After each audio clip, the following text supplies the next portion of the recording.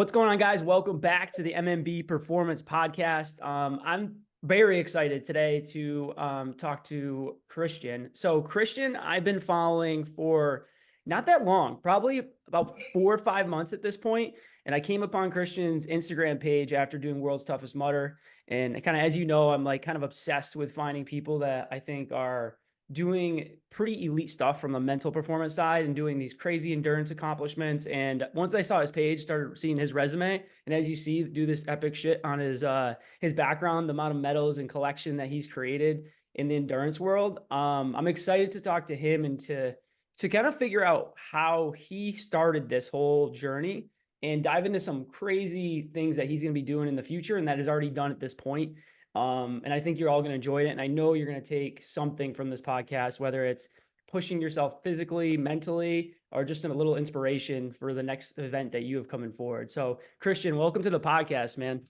Yeah, thanks, man. I appreciate you and giving me the opportunity to be on here and talk to the world about some of the cool things I've been able to do in life and what we have coming up this next year. Absolutely. I'm excited. I'm excited to learn more about you because, like I said, this is the first time that we spoke just a few minutes before this podcast. So I think the first thing I want to jump into, which is interesting to me, is when did the endurance world or sport start for you? Did it start when you were 10, 15 years old? Did you do it in high school, college? When did this whole fascination of endurance competition start for you? It's kind of like going to be a funny answer because I never grew up as a really good athlete. I played sports in high school. I played football and golf. I was a skater, a BMXer. I raced some motocross, and I never really found a passion for the endurance side until I did my first Tough Mudder when I was 18. And from there, I became like a weekend warrior, Tough Mudder type of guy, and would just go out, and I just became obsessed with them. And there came a point a couple years down the road after that where I did my first World's Toughest. And after that, just kept doing them and doing them, doing them. And then I decided to get competitive with it. About 2018 is when I really took that transition to run more, embrace the endurance side more, and just kind of follow that ultra endurance path and wanting to be really good at it. I love it. It's funny. Like, so for you, were you competitive in any sport that you did? Was that like in your DNA right from the get-go? Football, motocross. Like my dad raced hare scrambles. I don't know if you're familiar with those, but like he used to do a ton of those. But was that from you from day one? Did you have that competitiveness? I'd say yes and no. I mean, I wasn't a very aggressive kid. Um, so I'd say I was kind of soft, I guess, but I did have a competitive side, and it didn't really come out fully until I was probably in my early 20s. That's when, I was able to let some insecurities down and some fear down, and just embrace true competition, and just that rush you get when you're out there on course racing against people and trying to beat people. Yeah, I think it took a little longer in life for me to get to a point where I could embrace it and use it as fuel. So did you find like your confidence through endurance sports or through that challenge? Is that kind of what built you up from the inside out almost?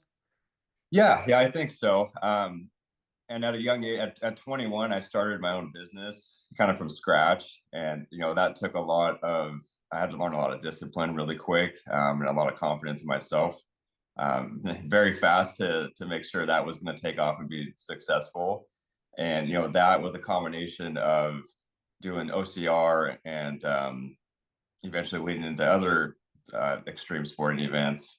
It really, I had to, I would say, quote unquote, grow up fast and let some insecurities down and build my self confidence up. What was the business that you started? So I started a farming services business. I'm located out in California in the Central Valley, so there's crops everywhere. I mean, California grows most of the country's crops. So, and a lot of people don't realize that. Everyone thinks California is like a surfer's paradise half the time, but yeah, we grow most of the nation's crops here. So definitely a lot of room for various agricultural businesses. So did you grow up like in that? I would assume you don't just like randomly pick that up, or is that something that you just liked? That's exactly what I did. I randomly picked it up. Did you? Yeah. Yeah. So my grandparents were custom home builders, and I was around that growing up, but they retired when I was young. And my dad owned an automotive business, so I grew up working for him. I was a welder, a mechanic. I eventually learned how to run his business, and that's where I thought my life was going to go. And kind of in the mix of me being a late teen, I worked for some farmers, and then out of college for about a year, I did some farm management for a company and decided to just start my own business after that. I just had a passion for it and jumped into it. So was it more specifically the passion for that, or was it more like that entrepreneurial? It seems like you just had the entrepreneurship like kind of in you, and like something you always wanted to run your own business. Yeah, yeah, no, that's exactly what it was. I always wanted to be an entrepreneur, like my dad and my grandparents, and I had a passion for ag, and I didn't want to be in a shop my whole life every day. And I wanted to be able to go out and do different things, set my own schedule. So I went from doing that, was starting that business, and I got my real estate license, and now I'm doing real estate, still doing ag coaching. I and ended up spreading out and kind of doing a lot of different things. So, but it gave me a good foundation to be able to do other things. Absolutely. I mean that entrepreneurship side of the business side applies to everything, you know. Yeah, And to your point, being 21, starting your own business, I give you a ton of credit because me, it's probably been that insecurity of I think a lot of people have in anything is that doubt if you're gonna fail or what if it's too hard or like the judgment of others that everyone's worried about. Did that come through your head at all? Like, because I think a lot of these races, a lot of people don't even do them or attempt them because their own self doubt or fear of failure or judgment even on the business side at 21, like, did you have that or it didn't scare you because you saw your grandfather, your father, like do that? it did scare me. It was tough, right? Because you're going from something that's secure, you're working, you know where you're going to go to work every day, right? And you leave that behind and take the little money you have in your account and invest it into equipment for the business, and then I mean, it's that risk and that fear that will drive you to success in the end. Because if you're comfortable, then you think, well, I don't really have to work that hard. It's going to come easy. But when you just start from scratch and think, I'm not going to make money unless I bust my ass, that's when that self motivation comes in, and you start working hard and you build something. And it is a lot of risk. And I've always told people, with anything, if you don't take risks, you're not gonna level up in life. So just got to embrace the risk and go for it. And if you fail, you fail. At least you tried. You're just going to start back where you were before. Yeah, I mean that growth comes from being uncomfortable. I think Yeah. that's what a lot of people struggle with. And I mean, you have to. I mean, everybody that I talk to from a client standpoint, it's like the more. I think that's. I don't know if you're like this. I love the physical challenge because I think you learn the most about yourself of anything when you're in a physical, uncomfortable situation, like breathing hard, hurting, fatigue. Like your mind plays these games on you where that whole Goggins mentality, right? You have way more in the tank than you believe, but your brain is telling you like, shut it down, shut it down. It's like, calm down. It's going to be Yeah. okay. So when it comes to that side of it, the endurance world, you kind of brought that up, how you got into it. What was your first race that hooked you? Was there one that was like, you know what, I want to push? Because a lot of people do the 5Ks, the 10Ks. What was the ultra world? Why the Ironman world? Why did that fascinate you the most? So I was 20. I believe I was 20 years old when I did my first worlds, and my goal was 50 You were miles. young. Yeah, yeah, Yeah. yeah.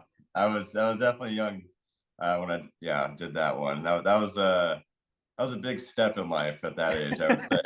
I mean, not coming from a huge running endurance background and just kind of jumping into something like that was definitely an experience. But my uncle had actually started doing Tough Mudders with me, and like I said in the beginning, I was like a weekend warrior with Tough Mudders, and brought him along. So we went out and were doing every Tough Mudder we could around the West Coast, and then got into doing worlds. And he did a few worlds and eventually retired from the sport. How old After was he? Do you know? he's right now 40, 45, 46. Okay. but it's been a long time since he's done one. He fell at an obstacle at a Tahoe course, I think back in 2017 or 18, and broke, like pushed his front teeth Oh, up. And yeah, so after oh, that, he said I'm done. He had already done 2 or 3 worlds by that point, and man. uh, yeah. So I think honestly, after he stepped away from doing it, I decided to keep going and running these events. And that's when Tough Mudder was starting to come out with the toughest, the overnight races, the 8 or 12 hour course, type of structured race. And then they were having the tougher waves in the mornings, the race wave. So once they started coming out with those, I said, well, I want to try these. I think this was probably 2018 or so, 2018, 2019. And so I started doing a bunch of those and just kind of fell in love with the competition side. Um, and then going forward from there, I mean, I've done worlds, I think 8 or 9 times now. And every year it's just always been a big challenge. It went from me doing 50 miles my first time, and I remember watching Atkins do 100. I always tell people this. I saw Atkins do 100 miles and I did 50, and I literally told myself there is no way I can ever humanly I can ever do that. There's no way. Like I can't even imagine. Like my body is thrashed after 50, and but every year I just kept signing up and going back, and yeah, I think that built a lot of that drive in me to be competitive with it. And then eventually led into, in 2019, I did my first normal 100-mile ultra, just like a flat dirt 100-mile ultra. And then after that, I did a few more, and then started doing triathlons, just Olympic distance triathlons. Um, then a couple, obviously, snow ultra races in the past few years. But yeah, I mean, it's just kind of a progression. So you've done, I mean, from World's Toughest, how many times have you done it now? I believe I'm eight or Damn. nine. Let's see. Okay. When I was, And it's I think it's 8 because the COVID year that, yeah, okay. we didn't have one. So you've done it pretty much every year since you started. Yeah. Okay. And Well, is it yeah, I mean, ever since the first one I did, I haven't skipped a year. yeah. No, that's incredible. Like it's wild because I did my first, and I think that was the thing is um my expectation is I wanted to get 75. That's kind of what I trained for. I was on pace for 90, about 10 hours in, and then the wheels kind of fell off like 1 in the morning. And it was more of I was talking to DJ about this. And have you ever spoke to DJ? Talked to DJ? Yeah, yeah, we're good friends. He was Cool. actually in my pit Oh, like really? for the majority of the race this past year. Oh, cool. Yeah, no, Yeah. super, super cool and super nice guy. But I was talking to him and it's interesting because like I thought I had myself dialed in well mentally, but it was you don't really know until you know. Because our longest race I think I did up to that point was about 10 hours. And then once I got into the 12, the 14, the 16, like it's just a different headspace, the night, like that monotonous of it. So that was a learning experience for me, kind of going through that whole process mentally. So for you, like what has changed over the years from like the first race, maybe your first worlds to this past year from like a mindset standpoint, like whether it's preparation or like how you prepare yourself physically or mentally, what's the biggest difference that you could see in yourself from the beginning, the first one to like this one, where you literally said, there's no way I can do this to putting up 100, miles this past year. Yeah. It's just progression. And I think also doing other and like ultra endurance sports helps a lot mentally, especially going out and just running like a normal 100-miler and just getting that feeling of being out there for 24 plus hours, or however fast you can accomplish that, um, and putting 100 miles on your feet. So when like I said, back in 2019, I did my first normal 100-miler, and I've done quite a few since. I usually try to do one every year, just because you kind of acclimate your body and your mind to that distance and that time. Nothing compares to World's Toughest Mudder at all. Nothing in this world, like no race I've ever done, compares at all. I think it's It's the toughest race I think you can do, depending on how hard you can push yourself. Interesting. Because you can go out to that race and walk it, which a lot of people do, and that's fine, right? That's their goal. But if you go out there and your plan is to run it the entire time and go for 100, legitimately go for 100, you thrash your body worse than anything else. And that's the beauty in it. You know, it's meant for all kinds of people, and you know, all kinds of different athletic abilities and mindsets and whatnot. But I really think to make it to 100, you have to want it so bad. The 2 years I've done 100, so 2021 and 2023. In 2022, I did 95 miles, and I barely missed the last lap by a couple minutes to go out for the last lap, and my body was thrashed. But I've reflected back on that a lot after this year, because I almost came down to that point again at this world's toughest where I was going to miss that last lap. And I found something different within myself to say, no, like, we're going to do this no matter what. And then I reflect back on 22. And here's a couple things that are very pertinent to helping an athlete mentally at that point. It's having a solid pit crew of people there to support you. Have, like, if I could tell anybody, like, the magic to world's toughest is finding that passion, that drive to make it to your goal. You know, you got to dig deep inside, especially when shit starts hitting the fan at the end and your body's crumbling. And then two, you need to have a solid pit crew. You need to have not just like two people. You need like 4 or 5 good people that you trust, that can push you, that are on top of your nutrition, on top of telling you, hey, like, you can do this, you got this, here's your time frame, here's when you should be at this point. And even having a pit crew member go out on course on the spectator route or whatever they call it, pit crew route, and like checking in with you when you're at that point. Those little things can help a lot. But if you don't have that there available, when you do worlds, you really have to find it with deep within you to push.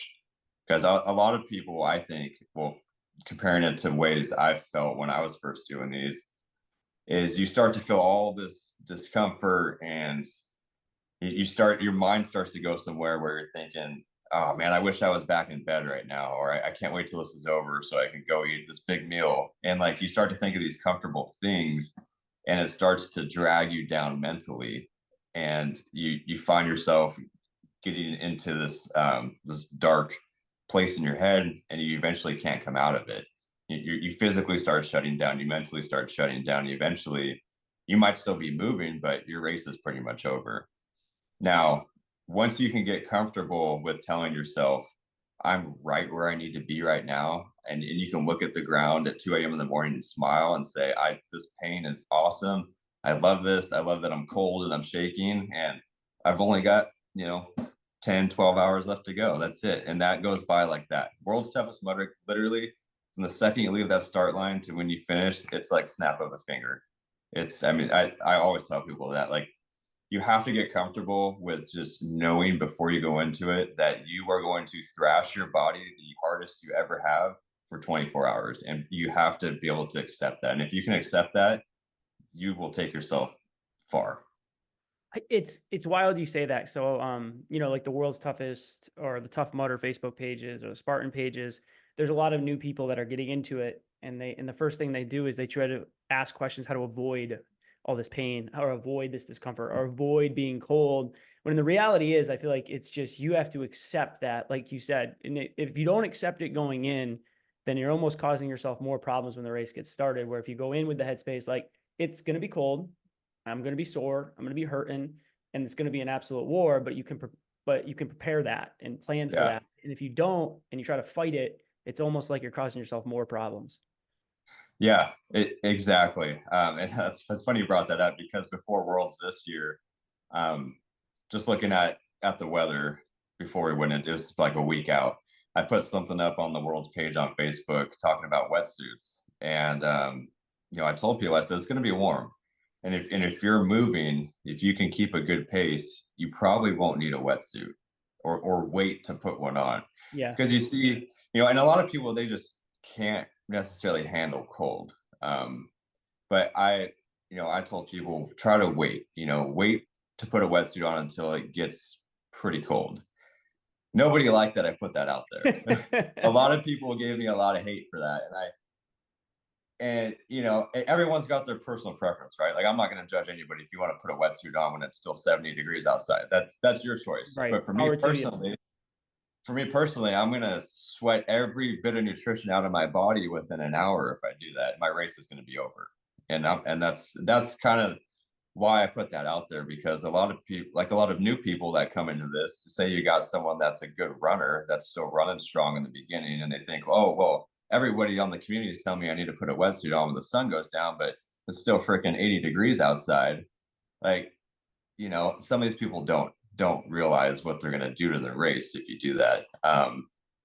But yeah, I think there's that little separation right there. Like, Yeah. I always like wetsuits, seeing people in wetsuits or not in wetsuits, you kind of realize like I didn't wear one this past year at all. Interesting.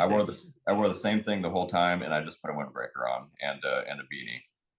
But I was running 98% of the time, and I literally stayed warm enough to where I didn't need anything else. Like, I felt perfectly fine. So if you can, I guess, get to that level of confidence in yourself to where you're going into that race, you kind of know what the temperature is going to be, and you can tell yourself, hey, I don't need this wetsuit at all. Like, I always take one just in case, because whoever, you never know what's going to happen with the weather. Something crazy can happen, and Right. yeah, you'd rather have it there in the pit than not. But yeah, kind of circling back to that, if you can get yourself to the point going into that race where you know that I'm not going to put this wetsuit on, I'm going to be moving fast enough to stay warm, then that's when you're at that level of like confidence to know that, hey, I'm going to go pretty far at this race, whether it's 90, 100 or whatnot, because a wetsuit ultimately just slows you down. It makes your body swell up. It slows you down. It does help when you're rolling under barbed wire and over rocks. That's Right. Your knees definitely and everything take a yeah. little bit less of a beating. It's definitely a nice little cushion, right, for that type of stuff. But as far as running, I hate putting one on, because I know, like, the second my wetsuit goes on, my race pace is going down.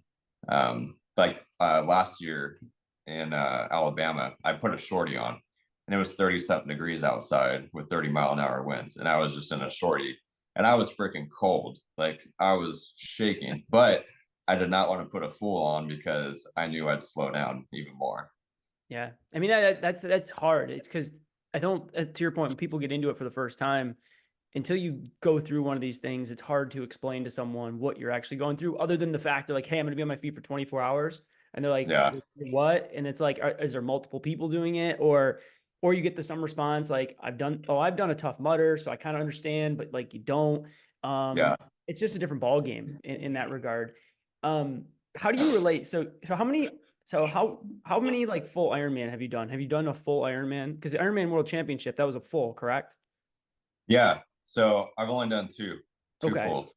So Now, how did you feel based the difference? Because you said that was more difficult, like as an all-around event, but like Ironman to me, like I'm more intrigued to do the Spartans in Worlds.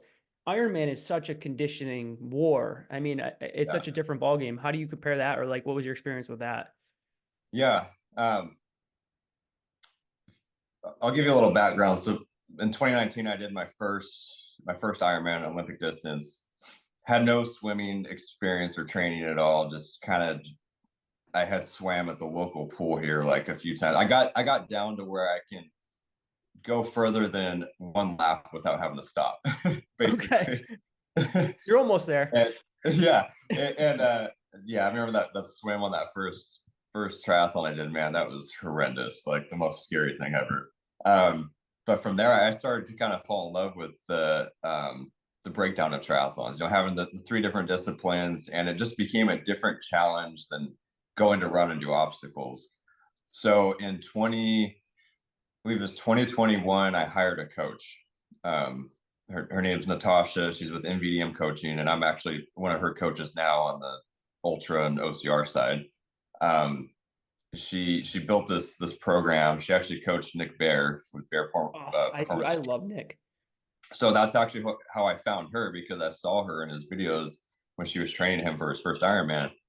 And so I had her start training me. My plan was to do at least a half Ironman last year in 22, and things just didn't pan out. So I kind of had her training me with like a triathlon based training program, plus like adding in different types of running, because I'm always doing different events. I'm like, hey, I got this OCR race this weekend, and I'm gonna go run this ultra this next month, and I'm gonna go. So I Right. had her kind of programming me for so many different things. And then this year I told her, I said, okay, I'm gonna finally do an Ironman. So and I dedicated a lot of my year to that. I mean, to be honest, 95% of all my training was this year was Ironman training. Um, Really no OCR specific training, which goes to show you can do Ironmans and go be decent on an OCR course. Right. Good uh, transition. yeah. So January 2023, we started up the training program for Ironman Texas. So my first Ironman, full Ironman distance. So I went out there, ran that one, and I qualified for Worlds. Actually, the slot rolled down. I was like 12th, I think, in my age group. They had 12th or 13th. They had 9 slots, and if certain people don't take them, then it just rolls down. So I got one of the roll down slots. So I decided to take it. I said, yeah, I mean, The once in a lifetime maybe thing. Who knows? yeah, yeah. So I took it, and then after that, we started up my next training block for Worlds. Let's see, I think in June. So yeah, just shortly after, because usually we do like a 4-month block. So we had Ironman Worlds in Nice, France in September, and this course is one of the most hilly courses they have. So there's over 8,000 feet of gain on the bike. That's crazy. So I was doing a lot of riding in the mountains out here, just trying to get acclimated to that type of elevation gain on the bike, and changing up things on the bike. Spending way too much money on bike parts. It's insane how much these freaking Yeah. Ironman guys. Well, it's crazy. I had 2 friends that did their first half Ironman this year, and that was the first thing they've kind of realized is it's a tough sport to get into because the money to Yeah, fly your bike somewhere, to go this somewhere, to do. I mean, it's an expensive sport. I mean, OCR is, but this is like a different ball game. yeah. I think it's a little more pricey than OCR can be for sure. Yeah, even you got wetsuits, you got 1,000 different bike parts that you can spend a bajillion dollars on for carbon fiber this and carbon fiber that. But it's fun. I mean, if you can really geek out on all the little technical things. I mean, I do all my work to my bike myself about 99% of the time, unless it's something I really can't do. Sure. But so it's fun, it keeps you busy when you're deep in season. But yeah, going into Worlds, it's a big training block. I mean, just heavy, like so much training. I mean, I was doing 23 24-hour weeks, which is nothing compared to what the pros do, but it's tough doing that plus working and doing everything else in life. And I went into it feeling strong. I'm not the best swimmer. I've gotten better since 2019, but the swim ended up being a no wetsuit swim. The water temp was Oh about wow. half a degree over. Beautiful swim out in the ocean, and the water out there is so salty that you just float right on top of the water. It's perfect actually. Um, but got through the swim a little quicker than what I thought I was gonna do it in, and then during the swim I had swallowed some salt water like a couple times, Ugh. and I felt all right, but that later on came back to bite me. So got on the bike, got through the bike ride, which was the most beautiful thing in the world. I mean, there's just amazing views on like these cliff sides you're riding along, and all these valleys in the mountains, all these little towns in the middle of nowhere, and all like the locals that live there out in the street waving and ringing bells and stuff. Then you're bombing down hills doing 40, 50 miles an hour, coming up on hairpin U-turns, and just insane. Wild. Yeah. Um, so then my goal, like I did the bike a little slower than I wanted to, but my goal for the run was sub 3. And coming off the bike, I was feeling a little funky, like my stomach wasn't perfectly there. And it was warm that day. It was like 80 degrees. Somewhere in the 80s, but out there, that temp that day just felt really, really hot. So I was trying to fuel and just hydrate as much as I could on the bike, and then going into the run, I took maybe just a few extra minutes to get everything together out in transition before the run.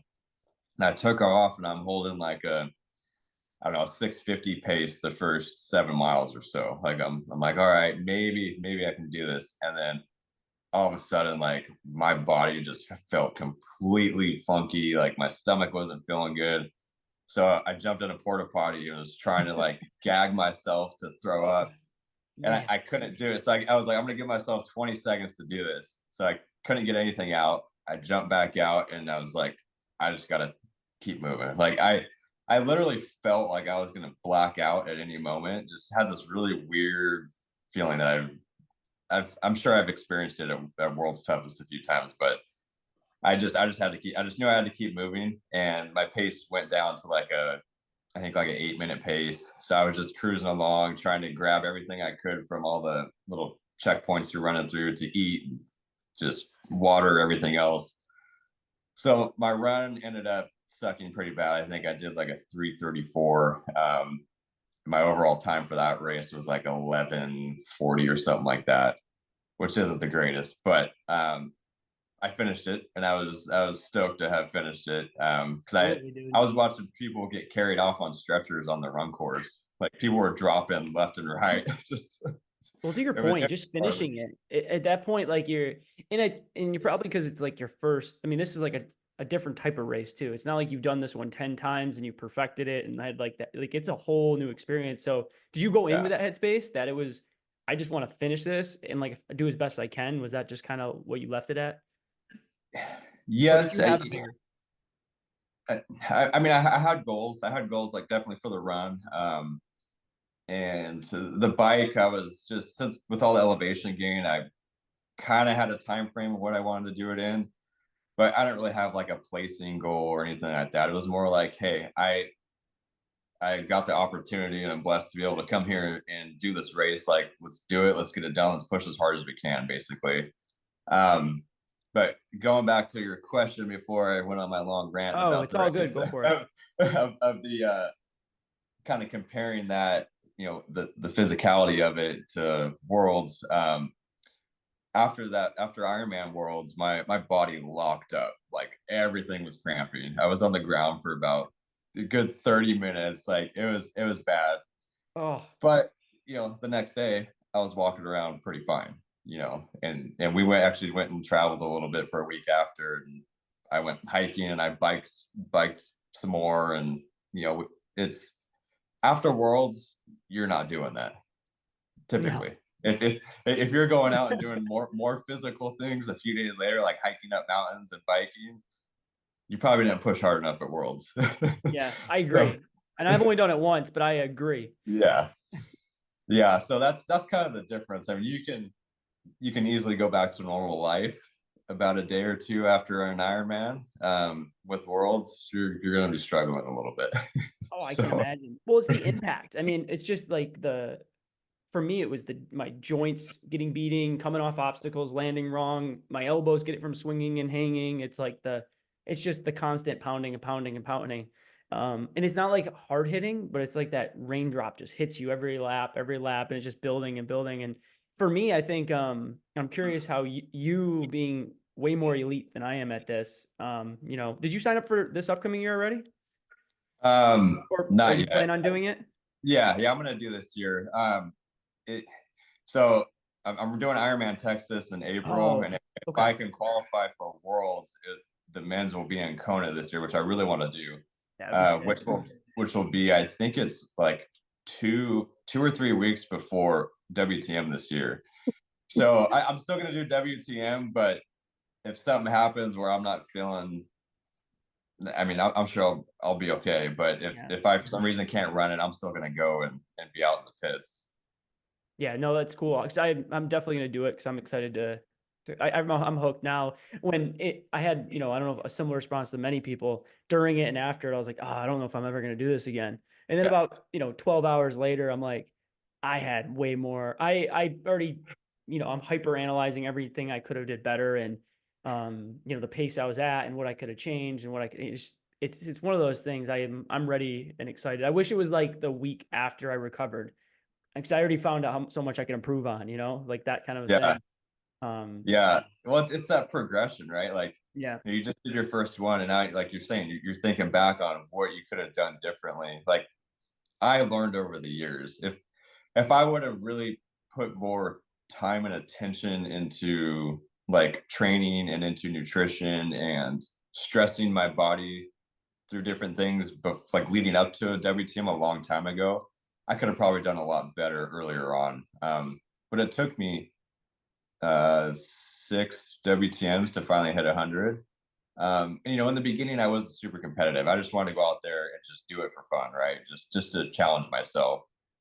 But if I would have had the goal of being able to do, or believed in myself to be able to do 100 in the beginning, I would have changed some things up. But it's just that progression of stressing your body to those limits. Like now hey, this is how I felt at this time or this mile or this many hours into it, and I could have eaten this differently. Nutrition is 100% like you have to have that down if you want to go for 100. Like, but we can talk about that a little bit Yeah, no, more. I'm curious because I talked to a few people about their strategies and the approach that I had. And I think once I got to a point that I actually had to start to fight wanting to eat, and then I gave in a little, like, oh, you know what? I can go one more lap with minimal. And then you start to just compound like too long with not enough calories, your deficit's too big, your blood sugar's dropping, energy levels are dropping. And I think that was my mistake once I got to a certain point, where I just got too big of a deficit, where then that's where I hit that big wall. And then, I kind of got through it. But I'm curious with you, kind of how you handled your approach to that. Was it because a few people I've spoken to is, heavy liquid for the first 6, 8, 10, 12 hours, and then started to get some whole foods in. And they kind of managed maybe 75 to 100 carbs an hour, trying to get that in. Was that kind of your approach very similar to that, from getting food in and liquids and things like that? Um, Mine's a little different, Okay. but um, yeah, like my first WTMs, I think I was just taking some gels and like PB&Js out there and thought, oh, I'll be fine. And what my pit crew will just figure it out for me. And wrong approach. Definitely wrong approach. So now I've got it kind of fine tuned to where every lap I have a carb and sodium drink that I will smash down immediately. Probably, I think I have like 80 or 90 grams of carbs in there and about 1,000 milligrams of sodium every single lap. I'm keeping my sodium levels up, my carb levels up. Then I have a big container of white rice with covered in maple syrup. So Interesting. I'll put a few scoops of that down, and then I also have oatmeal with peanut butter and usually like blueberries.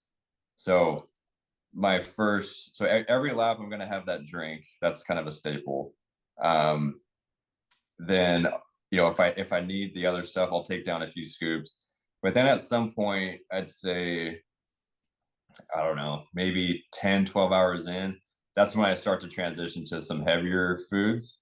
So we'll have pizza, we'll have McDonald's. Like, and I never eat this crap. Like, I don't eat fast food. But in a race like this, honestly, your body thrives off of like just that heavy fat and those oils and all that nasty stuff. It just kind of helps for me personally, like coat my stomach and make me feel a lot better. So yeah, I transitioned over to just different types of foods, pizza, fast food stuff, even, chips. Like there's certain kinds of chips I like, whatever it may be. But yeah, no, I'll eat whole foods like straight out of the gate, like because they kind of, I think it helps kind of fill and coat your stomach a little more in the beginning versus just drinking liquid for hours and hours and hours. Then you're going to get that weird stomach, kind of that stomach pain too. And I've also been dabbling with the ketone IQ, or various types of ketones. So ketone IQ, I took that at Worlds this year, at various points throughout the race, because it kind of helps make you feel a little full, and it also makes you feel a little focused. But that's the main reason I was taking it, because it gives your stomach that feeling of like you being satiated, like you're a little full. So you can kind of trick your body in that way as well. But yeah, I mean, come out of the gate, carb loaded, sodium loaded, and just keep up on that every single lap. And then don't be afraid to, put, down some rice and stuff every lap. I mean, I don't know if you've seen like the video I put up coming into the pit Yeah. every time, but I keep my pits to 2 minutes. Like Oh, you second kept I them cross, really short, really short. yeah, like max. Like if all the videos where I'm drinking or eating stuff, I'm sitting there looking at my watch like this, because like you literally don't want to do anything over 2 minutes. I mean, if you have to put a wetsuit on or something, then yeah, you need to take a little more time, but 2 minutes max. So the second I cross that finish line, run into the pit, take everything down, and cross that start line within 2 minutes. Wow, that's So impressive. That's impressive, because it's wild, because I'm curious too. So is it, your nutrition plan? How many times did you come around where you just were not hungry and you just had to put it down? It was just one of those, you knew what you were trying to do, because there's got to be times you're just like you're just not feeling it. yeah, no, I definitely get that feeling.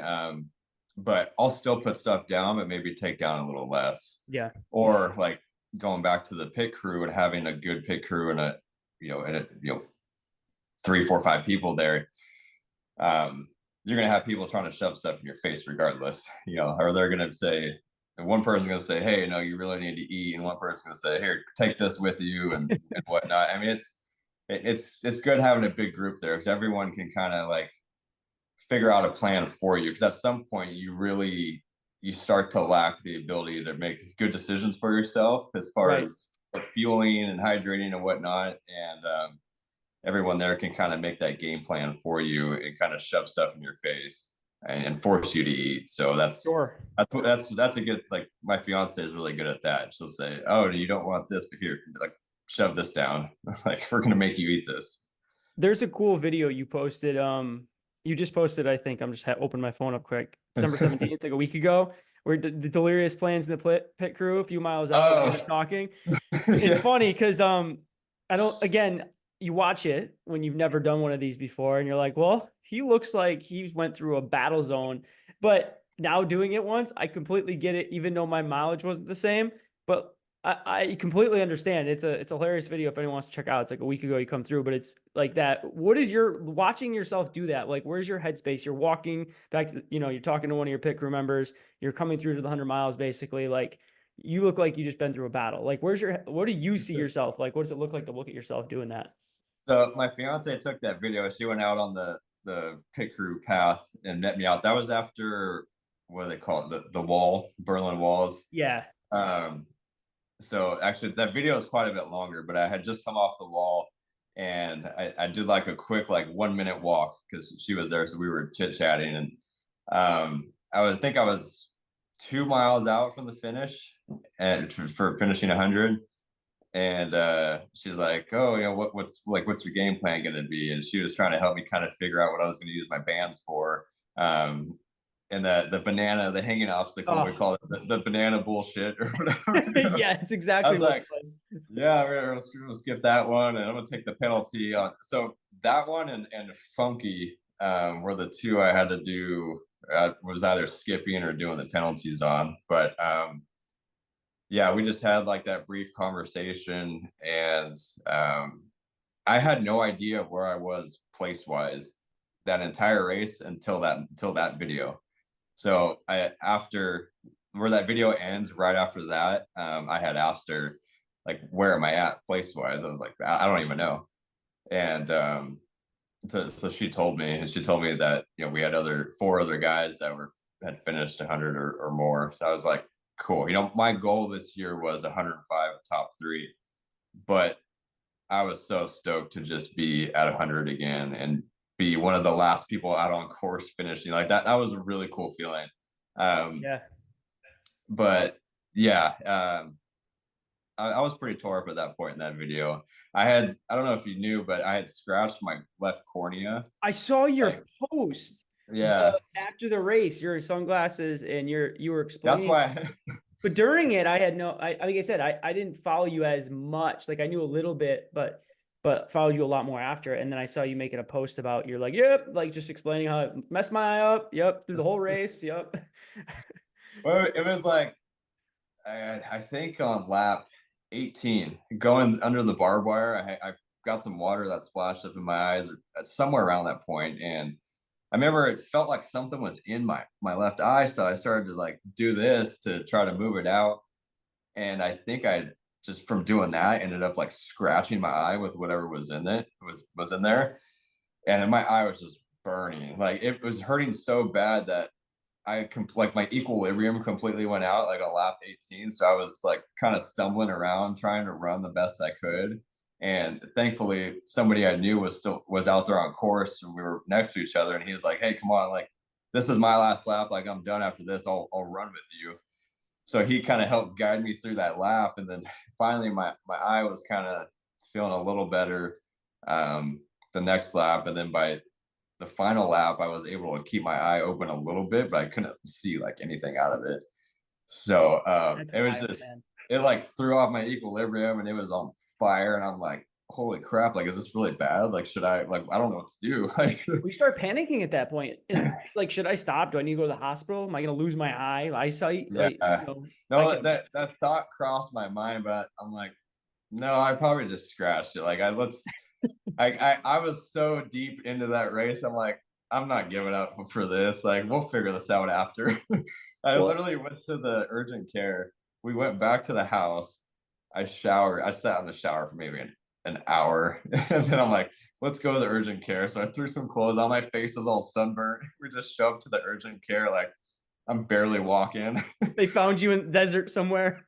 And I'm like, I just finished a 25-hour race and scratched my eye. Can we figure out what's going on? That's hilarious. Oh man, it sucks, but it's just like the whole story when you explain it. It's like when I was talking to DJ and he was explaining all these races. It's just funny when you try to explain it to someone that has probably no concept or like goes to the gym a few times a week, and you're like, yeah, this is what I just did, and this is what's going on. It's just funny. With with two things I want to touch base with. One was that I didn't know this at all, literally till as you said you were going to come on. I was just trying to look a little bit more digging with you. Is that escape from Alcatraz race? Like I was Oh like yeah. intrigued by that. So that wasn't like that was like a little bit shorter than like a half Ironman or anything like that. But they just literally so from what my interpretation is when I read is like you literally they pull you on a boat, you jump off the boat, and then you swim to the first. That's how it starts. Yeah. That's Yeah. wild. Do you So mind explaining a little bit about that and just like that experience? yeah, I came across the race online like a year ago and I just applied. You have to apply to do it.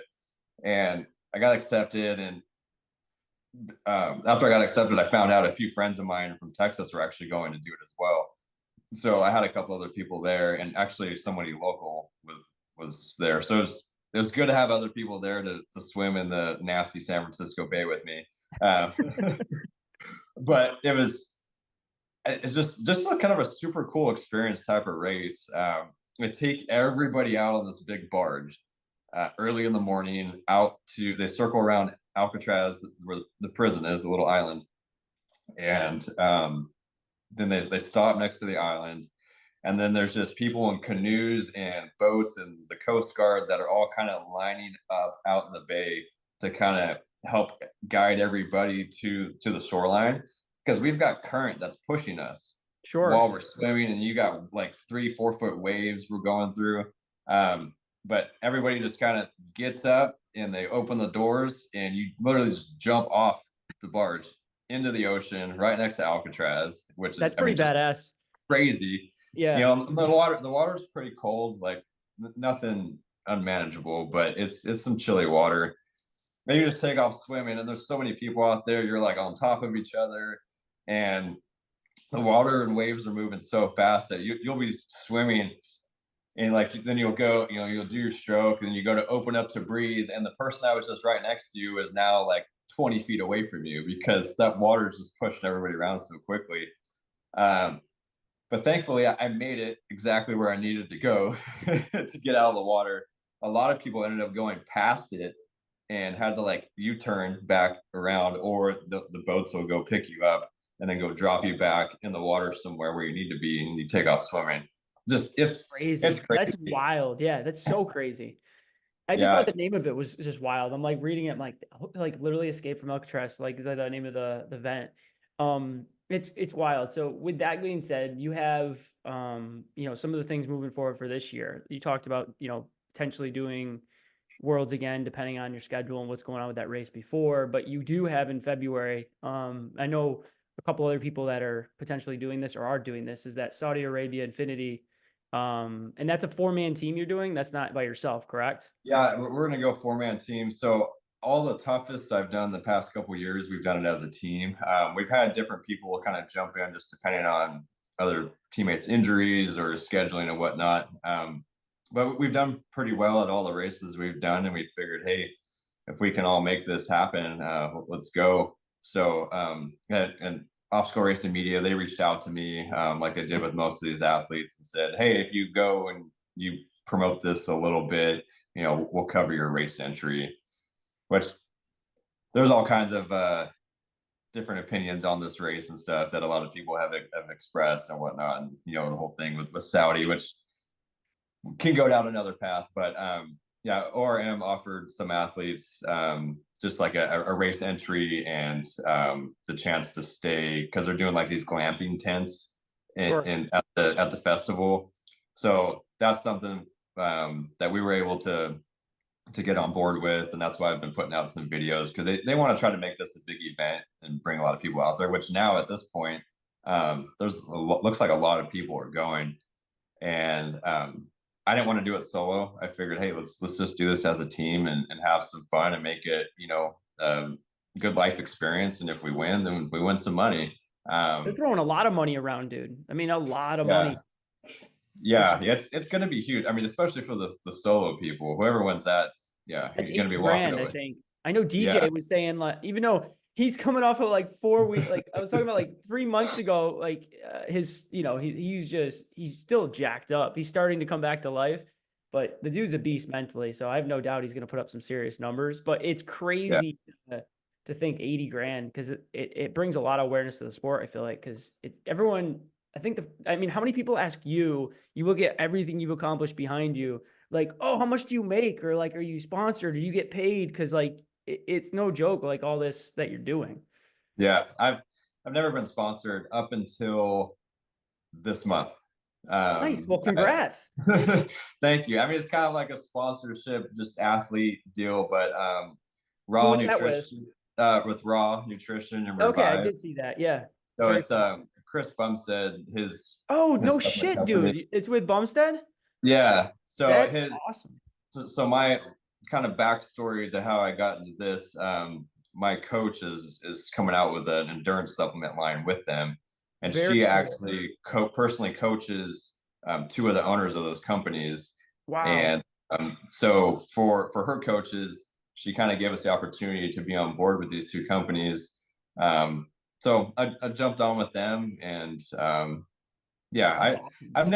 I've never been one to love to promote companies online and all that kind of crap, but hey, I've been getting a little more comfortable with it. I just You kind of gotta like to like the sit back. product. You gotta like be on board with it. You gotta Yeah. how they approach everything. I mean, I'm the same boat. Like I've never had that opportunity, but I won my pro card in 2016 as a competitive like drug tested, That's drug free awesome. bodybuilder. So when now I'm 25 pounds smaller. I got out of bodybuilding and doing this, but like Bumstead and the Olympia and the bodybuilding. I mean, it's a different organization than I competed, because mine was all drug tested, polygraphed. I mean, the big Yeah. boys, it's just not the case. Yeah. So, but I followed bodybuilding really close. So you bring up Bumstead. I'm like, oh, Bumstead. I'm like, I know everything about Bumstead. So that's pretty Yeah. cool that you're sponsored by that. That would, for me, knowing him, not knowing him, but knowing the sport really well, that's really cool. Yeah, it's a good opportunity, and it's good to have. It'll open up some doors, and that's what I'm Sure. excited Just about with it. connections even too. Networking, Yeah, opportunities. I mean, you're the business guy too, like you have that background. So it's just, I'm sure with your mindset, and having different people to talk to and network and opportunities, whether it's your coaching or your races, like you never know what could open up. yeah, exactly. And watching my coach, how she's growing over the years, and now is getting into the supplement line. Once she starts releasing her products this year, that'll definitely be something good for the endurance community, because Raw and Revive, you got your vitamins and stuff like that, and you got more of like your supplements for lifters and Yeah. bodybuilders and stuff like that. But now coming out with this whole strict endurance line, it's going to be, Very cool. yeah, it'll be good to have those products for OCR and for Ironmans and stuff like that. Yeah, I'll definitely check it out. Cause like you said, I love Bumstead. I think, you know what I think he's been doing a bunch of podcasts lately, but Bumstead is one of those guys that everyone loves because he's real and he's genuine and he's just someone that I think everyone can relate to. He's quiet. He doesn't, Yeah. he's just, listen to him talk, and even about the sport, it's just like he wants everyone to do well, but he is competitive, but it's just funny. I think that's why his brand, I think of anybody, because he's probably the most followed Olympia competitor in bodybuilding now. Even the open got big guys, because of his brand. And I think he's only going to potentially do like one or two more at this point, which, because I've just listened to another podcast from him, but because of his family life. So he definitely has an understanding of like balance, which I don't think a lot of bodybuilders in that sport does. So Yeah, I know it's crazy. My fiance got into doing like the physique shows yeah, this year. bikini or figure Yeah, or things like that. the figure, and it's crazy watching that type of training and mindset for that. It's It's just, so different, dude. It's yeah, so because different. like I got like 30 minutes of working out to do today, but I'm eating 900 calories. I'm like, I've got 3 hours to do today, and I'm eating 5,500 calories. To the mindset side, it's so different. So like I remember when I won my pro card back then, it was, I'd probably train an hour and a half, 6 days a week, push pull leg, strength days, hypertrophy work, and in off season eating 4,400 calories, and then dieting down to like 16 to 1,800 calories, and still trying to do the same output in the gym with less calories. So it's such a different mindset. But the discipline, I think your confidence, you talked about a big piece coming from running for me, and I think a lot of the people that I've worked with over the years, more gen pop, more fitness stuff like that, but bodybuilding stuff, that's where I found my confidence from having. And this is what I loved about weightlifting and bodybuilding is I think as a young kid, I wasn't a good student, didn't have a lot of confidence, and grades and stuff. I felt like were a little out of my control. And life was kind of out of my control a little, but working out and what I ate, the fitness side was all in my control. So Yeah, I, being the skinny, scrawny kid and building a physique and doing all that was like, that was my accomplishment. No one could take it away from me. No one could say I couldn't do it. Like no one could hold me back from getting a raise, like in a job, get a raise, maybe you can get hold back, but not in that. So like, yeah, I love that progression. And that just built and built and built. And it's probably similar to you, with your running. But it's awesome. I think that's what I'm in love with this now is how far can we push it? I knew where I got to in bodybuilding and I knew my limit to where I didn't want to go.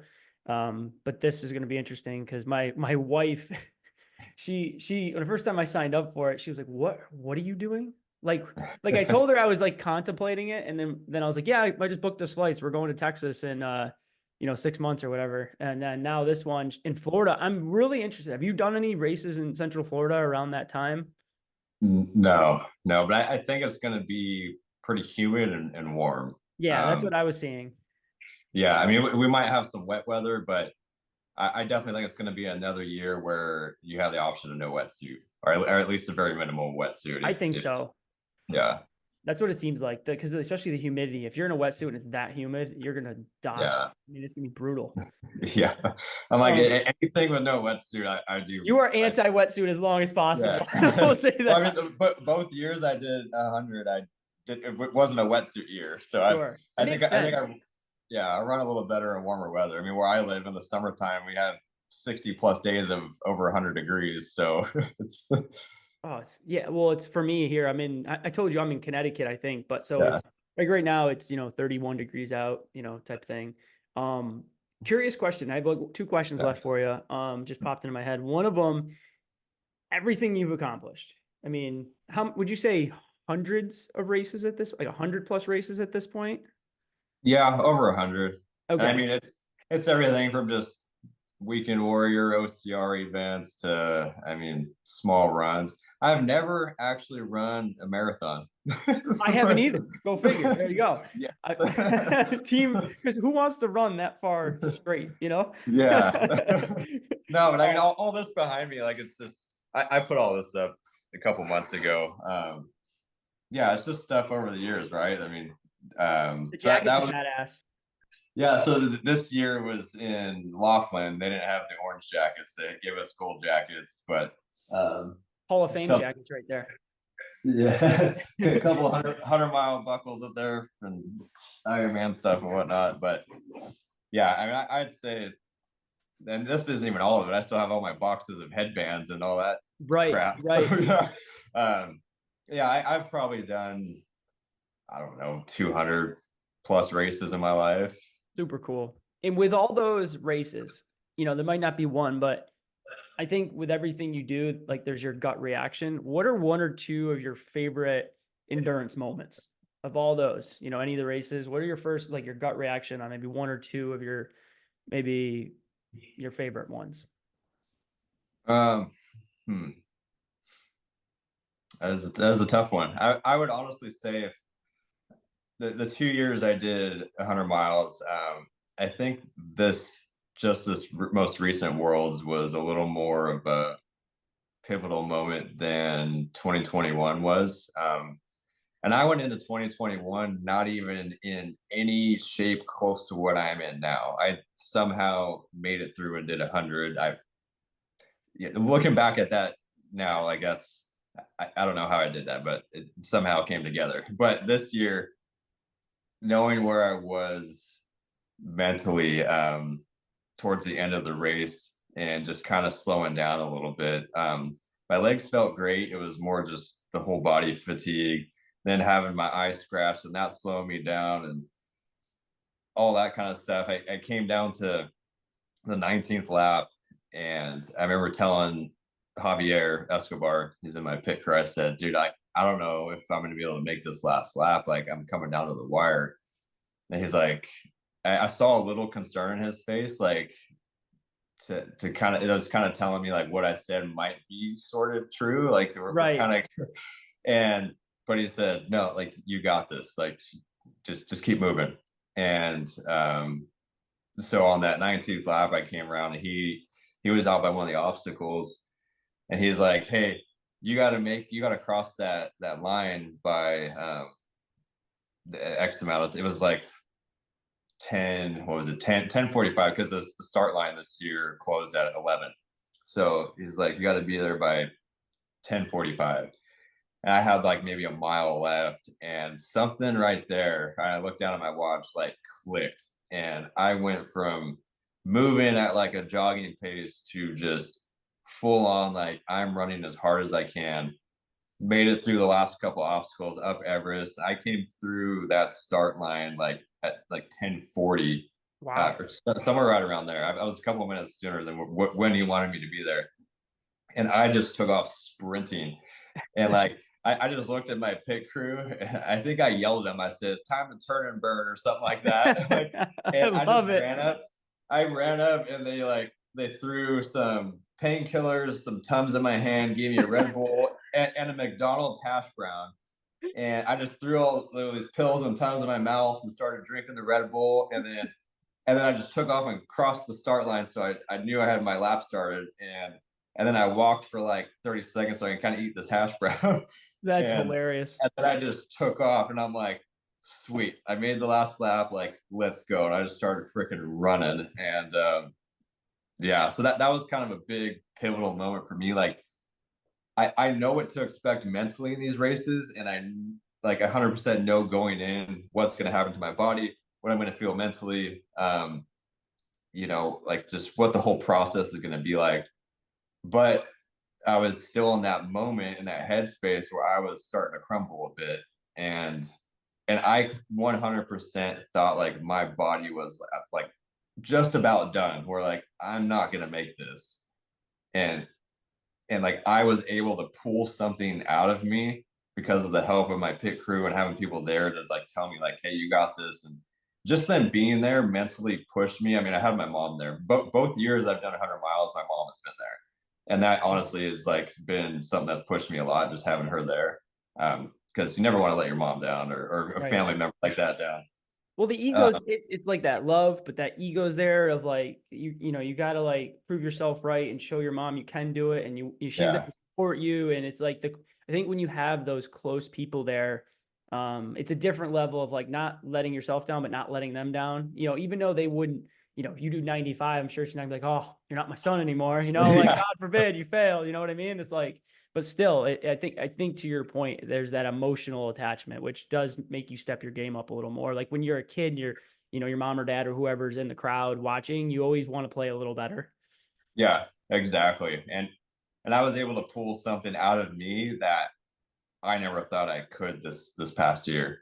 Cool. Um, and yeah, like going from the way I was feeling, physically and mentally, to completely like flipping the switch and out of nowhere just finding this insane energy was like, I think I've experienced that just a few times in my life. And that was, it was just such an incredible moment. But outside of that, do you want two examples of times? Whatever you want to do. If you want to give another, that's Yeah. cool. Um, I'd say another one was when I did the Drift 101. So that's the sled pull, wintertime sled pull. Oh, dude, Uh, I forgot it was a sled pull. That's like another level of like it's a crazy. whole different game. Dude, I'm literally going to do like my warm ups or sled pushes and pulls for like 15 to 20 minutes. Take today, I'm doing at the gym. And then I look at your video, it's like a sled pull to the abyss basically forever. And I'm like, holy shit, dude. Like, that's crazy. Yeah. So my buddy Jake Ramsby, he had done a couple of them, and he's like, dude, you got to do it. You got to try it. And I'm like, I live in like a desert, basically. I mean, it gets down to like the 30s here in the wintertime, but I'm stepping into territory where it's -20. So long story short, I signed up for the Drift 101. This is the beginning of 2022. I bought like this little red sled from REI, bought all these fiberglass poles. I literally built my sled. I was like, I'm gonna build this on my own. Ended up being super heavy. And then we had to take like mandatory gear with us, all like survival stuff, like a little stove. I had like canister of white gas, like all this stuff. So I fly out. This was in the backcountry of like Wyoming, all right? So I fly out by myself, take all this gear. Um, it's the first night I'm out there before the race. It's -18. I go out on a jog, and I'm like, holy crap! I've never been in this cold of weather in my life. I mean, I've been, I think, down to like close to zero, but nothing like -18, -20. And show up to the start line and got all my stuff out of the car, and I got back in the car because I was so damn cold. So I just wanted to stay warm a little longer. We take off. So this race, you have 48 hours to finish 101 miles. It's over Wow. 10,000 feet of elevation gain. So we take off first night. I'm on this ridge at the highest point of the race, and there's a blizzard, middle of the night. I'm just staring down the snow, like making sure I'm like following the markers. And the snowmobiler comes up by me, because I have people come by on snowmobiles, and he looks at me and he says, "Hey, you doing good?" I said, "Yeah, I'm good." And he just takes off. I didn't see anybody for like hours and hours after. So it was just such a learning experience. I didn't sleep the entire time because it was so cold. And I ended up getting with a group of guys towards the end, and we stuck together, and we were all hallucinating. We were all seeing different things. And there are certain checkpoints out there, these little cabins, um, that, but it's so far away. I mean, by the time you hit a checkpoint, it's just hours and hours and hours. Like, so you have to just survive on your own. At a point where all my water froze in my containers, so I was Oh eating my God, snow. dude, that's wild. Yeah, I was just like eating snow. My tracker device, so we all had to have these trackers. it died, and I didn't know that. Well, everybody back home's like tracking me, right? Well, hours and hours went by and I hadn't moved. So my fiance was calling the race director, like, hey, Christian hasn't moved in like 10 hours. Have you seen him? And the guys on the snowmobiles, like they're coming by every 6 hours, 8 hours or whatever. And so they relayed back to them that that was fine, but my tracker was dead for half the race. So Wow. yeah, just kind of out there on my own, no phone service, nothing. Yeah. And so yeah, I got with those guys at the end. We stuck together. We're all like hallucinating like crazy. Um, Ended up snowing pretty hard the last morning of the race. I was with one guy, and he told me, he was from like Louisiana. He's like, I'm gonna go ahead and start walking home. And I said, dude, like, no, you're not. You're out in the middle of Wyoming with me in the snow. So I had him pull out his bivy. I was like, let's get in our bivvies. It's starting to snow, and the snow to me looked like I was walking in the ocean. Like I was hallucinating that bad as Yeah. well. Still semi-coherent. So we got in them for like an hour. I couldn't sleep. Um, he was able to sleep a little bit, but we got back up, put all our stuff back together, and I went and took off on my own. I think I had like 9 miles to go, and we were already over time on the race. So we had 48 hours. We're already past that. But I'm like, I'm not going to wait out here for a snowmobile to come by. And if you have somebody pick you up, it's $200. You have to give them $200 to take you out. You're like, So I'll die out here before I give you my $200. yeah, exactly. But I had like 9 or 10 miles left. I'm like, regardless, I'm just gonna finish this. I'm out here, whatever.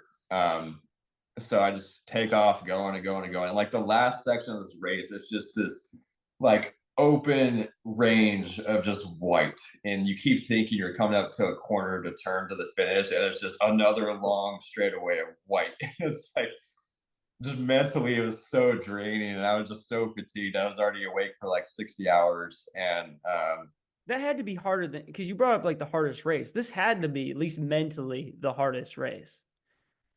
Or is it just different? Because the way you describe it, different. and you're just telling it how it is, like it's hard to comprehend that. Like that is wild. Yeah. So the sleep deprivation is definitely a whole different ball game. Yeah.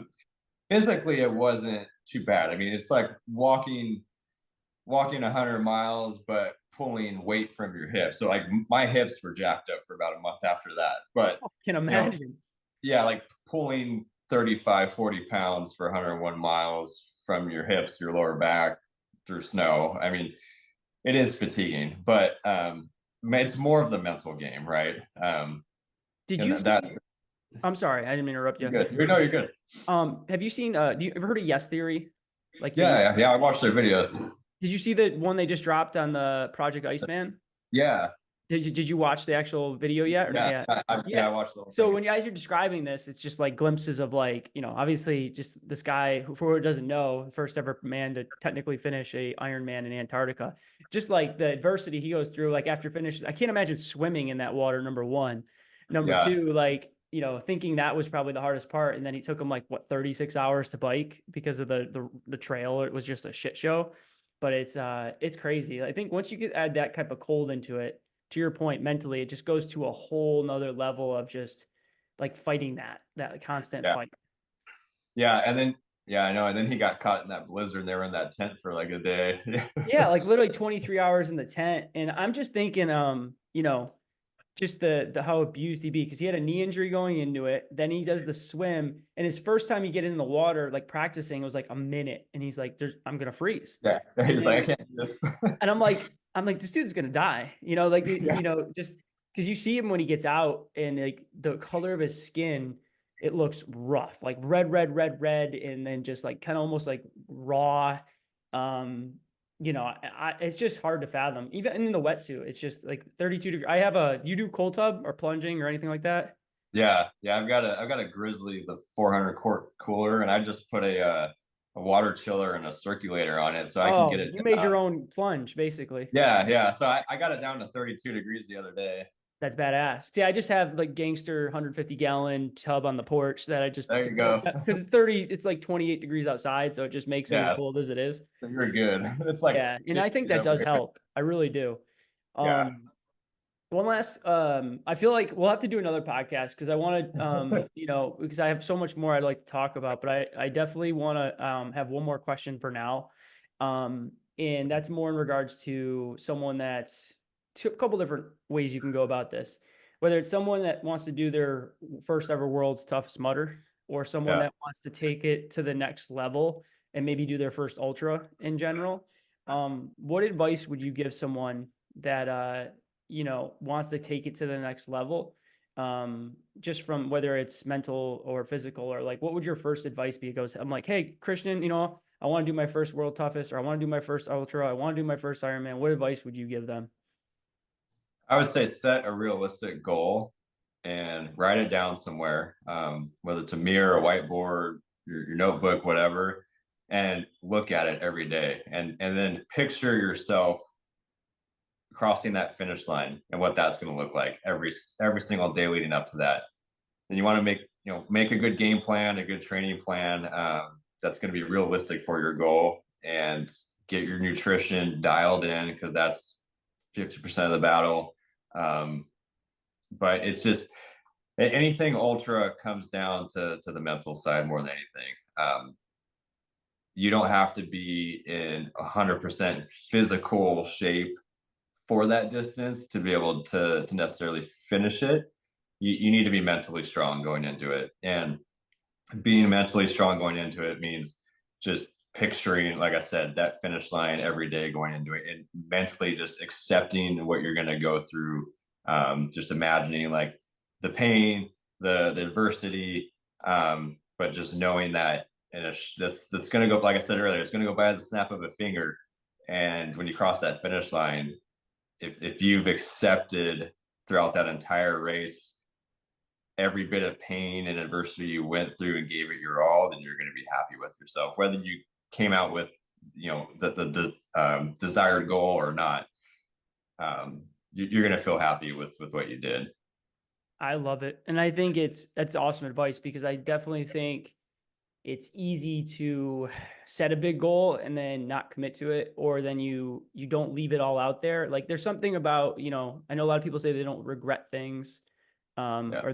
but at the end of the day, like, I think if you're a competitive person and you deep down know you left so much on the tank, it's hard to live with that sometimes, so Yeah. even if you don't, like, for your point, like, you wanted a podium, but like, if you put it all out there and you literally left everything out there, you can live with what happens. But if you didn't leave it all out there, or you didn't put the work in training, it's hard to feel as good about that, because it's like the experience. That year of training, 6 months of training, is really, like you said, the 99% of the work, and then that day is like that, and then Yeah. it's over, and it's like all that work went in for that day. So I think, to your point, to set the goal, make them realistic. I think to add to that too, and you're probably similar, is to like enjoy the ride, focus on those little wins every day, and like see, make it a game, or develop into that process is going to help develop you into a person that you're going to become, so you can accomplish that goal. um, Yeah. and I think that's important. I think I'm very competitive, and I do make the mistake still sometimes, to sometimes not appreciate the ride, and then get too much pressure on the day, and then it's over, and then you got to wait so long again to potentially even do that. Where, if you can enjoy that process more, and enjoy that day, and know the work's in came in, and happened. I think I was talking to do you know Brant Bahar? I always pronounce his last name, Bahar. He did 90 this year. His first ever worlds he did, but he was an open and did 90. But he gave, he had a rough year where he lost his wife, and this whole Yeah. thing, and it was a tough year. But just he had his kids there, and then he put in the work, and then when that day happened, it was like he was grateful, he was excited, he was like focused, because he put the work in. So that Yeah. I think that's important. No, and that's something beautiful right there too. Everybody comes out to these races and has I think a deeper reason, more than just wanting to do this for their own, um, I guess, personal purpose, right? A lot of people come out and do these things for people that they've lost, or for foundations, organizations, fundraisers, different things, and that adds a lot of beauty to this sport as well. Everyone's got also, demons they might be fighting in their head, or um, just a bigger purpose than themselves to accomplish these big goals. And you can use that a lot of the time as fuel to push you. When you get to that point mentally where you're breaking and you're like, I can't do this anymore. Like I'm done. If you can dig back in your mind and think, well, hey, I know someone that just went through this or is going through this cancer, or I just lost my loved one. Like, what would they think? Like, they're not here to experience this or push through this life. Like, they're gone. Like, I can push through this pain for another 12 hours. Like, this is nothing. Yeah. So a lot of times you can definitely use that type of inspiration to push yourself further. And it's easy to not be grateful. I think we lose Yeah. track of that too, is we get very competitive, but like to your point, exactly how many people would love to be able to do what we're doing and push that distance, but whether it's a physical disability, mental thing, or just don't have whatever situation happening where they can't do it. I have a really cool friend of mine that has cerebral palsy, and he just did his first ever 10K. And, it's just like, and he's one of the biggest inspirational, like positive support systems I have. He's always reaching out, like super excited. But like you think of different situations where you have all the support and you're capable of so much. And I think just being grateful and enjoying that, and like when you have those tough times, trying to put things in perspective, even if you are an elite athlete, sometimes just to take some pressure off yourself and just enjoy that. Yeah. Yeah, So exactly. You got to enjoy it. That's number one. Enjoy the yeah, process, enjoy the event. Because if you're not enjoying it, then there's no reason to be doing it. for sure, man. Cool. Well, I appreciate you getting on and having this conversation, Christian. We'll definitely have to do it Yeah. again. And there's so much more I feel like I could talk about, but I think we talked about a lot, and I'm hoping that the people that did listen, like, are inspired by you, and hopefully this gave them a little boost to take it to the next level with whatever their goals may be. And also the people that have been doing this, they learned a lot about, from how you went through these things, whether it's nutrition, your headspace, your approach, and just hopefully they can learn something from what you've done, and then they can continue to crush it. So I appreciate you coming on, man. Yeah. Thank you, Jeff. I appreciate you having me on, and let's do another one soon. This is fun. Absolutely. All right, guys. So till next time, have a good one. Keep being a beast. Chase discomfort.